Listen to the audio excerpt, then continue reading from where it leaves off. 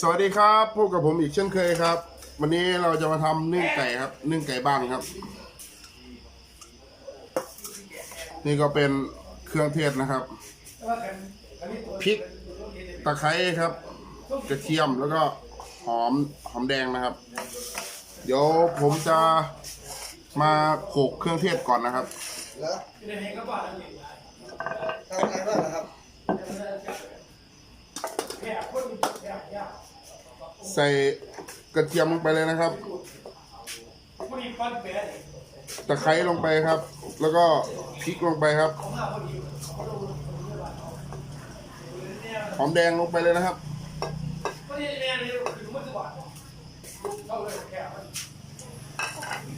มาโขลกกันเลยครับ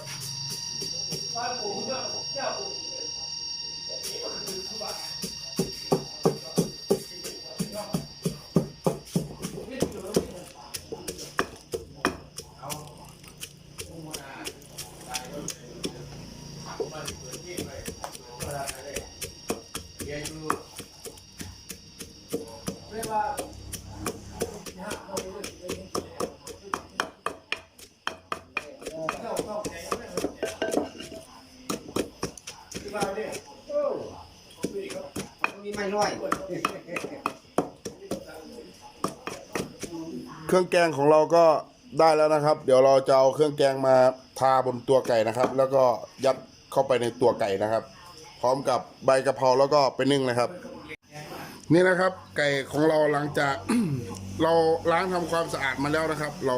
ซื้อตลาดมาอย่างนี้เลยนะครับก็เดี๋ยวเราจะยัดเครื่องเข้าไปข้างในนี้นะครับเนี่ยช่องนี้เลยนะครับเนี่ยครับแล้วก็จะทาตัวมันสักหน่อยนะครับเดี๋ยวผมมาเริ่มเลยแล้วกัน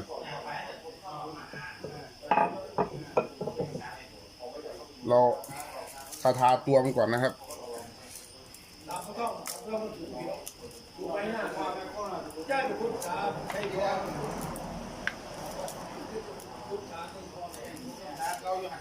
เนี่ยครับ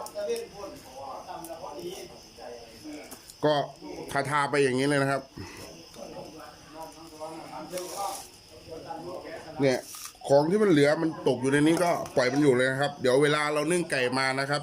น้ำมันก็จะลงตรงนี้ครับได้รสชาติเหมือนเดิมครับ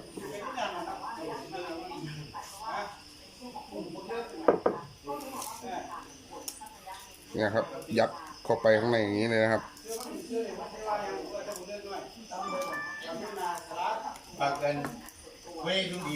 เนี่ยนะครับแล้วก็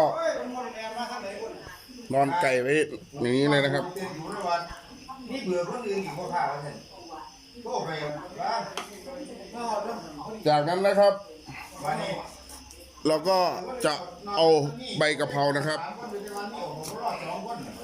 เข้าไปครับยัดเข้าไปอย่างนี้เลยครับใบกะเพรา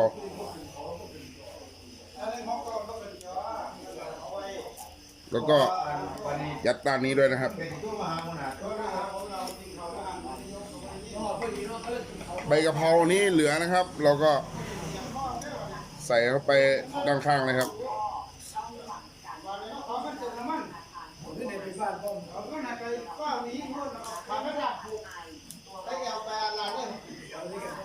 นี่นะครับเราก็ได้อย่างนี้แล้วนะครับเดี๋ยวเราก็จะมาปรุงรสกันเลยนะครับ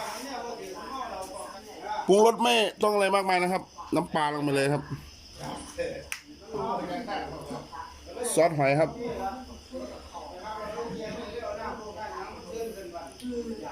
ไม่ต้องคลุกเขาก็ได้นะครับเพราะเวลาเรานึ่งแล้ว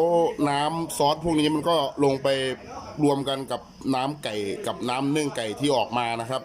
เดี๋ยวมันก็เข้าเนื้อเองครับไม่ต้องคิดมาก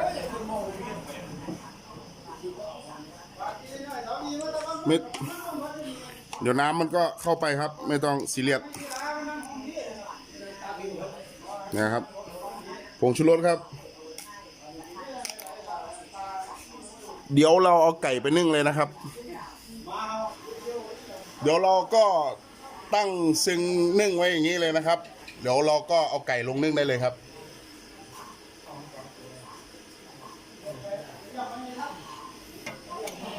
น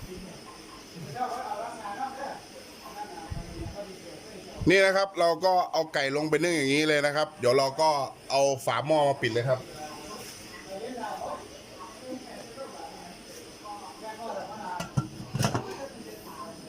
นี่นะครับเราก็ปิดฝาเรียบร้อยแล้วละครับ เดี๋ยวจากนี้เราก็รออีกประมาณชั่วโมงหนึ่งก็จะได้แล้วนะครับ เดี๋ยวในส่วนนี้ผมขอเตรียมน้ำจิ้มเลยนะครับ น้ำจิ้มไก่นะครับ เพื่อไม่เป็นการเสียเวลานะครับ เดี๋ยวเราจะมาทำน้ำจิ้มไก่รอกันเลยนะครับ อันนี้เป็นพริกกระเทียมนะครับ เดี๋ยวเราจะใส่ลงไปโขลกก่อนนะครับ ผมจะใส่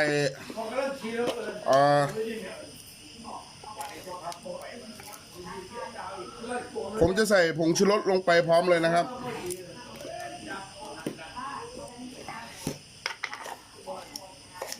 แล้วก็ใส่น้ำตาลครับลงไปครับ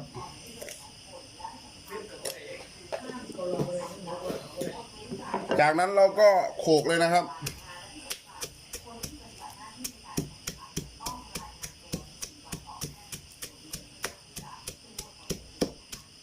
เอาละเอียดเลยนะครับ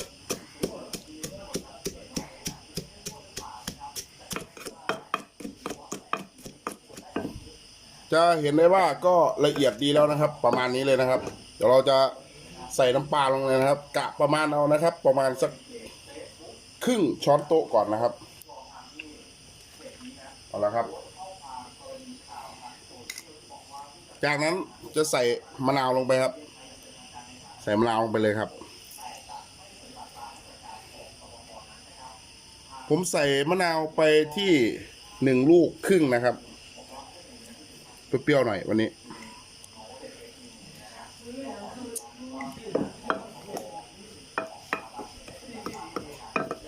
คนๆให้เข้ากันนิดนึงนะครับ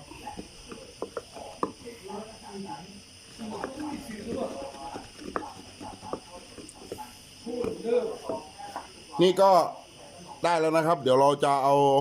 น้ำซุปไก่นะครับ มาใส่ด้วยลงไปนิดนึงครับเดี๋ยวเรามารอไก่สุกต่อเลยนะครับเดี๋ยวเราจะมาเปิดหม้อกันนะครับ หลังจากที่เรานึ่งได้ประมาณชั่วโมงครึ่งนะครับเดี๋ยวผมขออนุญาตเปิดหม้อให้ดูก่อนนะครับนี่นะครับก็ประมาณนี้เลยครับร่อนๆเลยนะครับเดี๋ยวเราจะปิดแก๊สเลยนะครับ ปิดแก๊สเดี๋ยวเราจะเอาออกเลยนะครับเดี๋ยวมาดูกันครับนี่นะครับหลังจากที่เรานึ่งเสร็จก็ประมาณนี้เลยครับเนื้อก็ร่อนๆเลยนะครับนี่เห็นไหมครับกระดูกออกมาแล้วครับนี่เนี่ยครับหลุดเลยนะครับ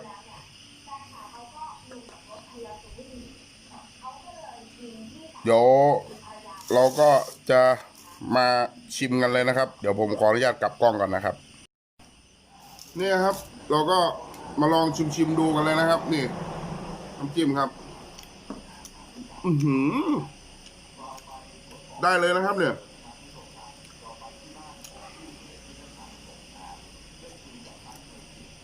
เดี๋ยว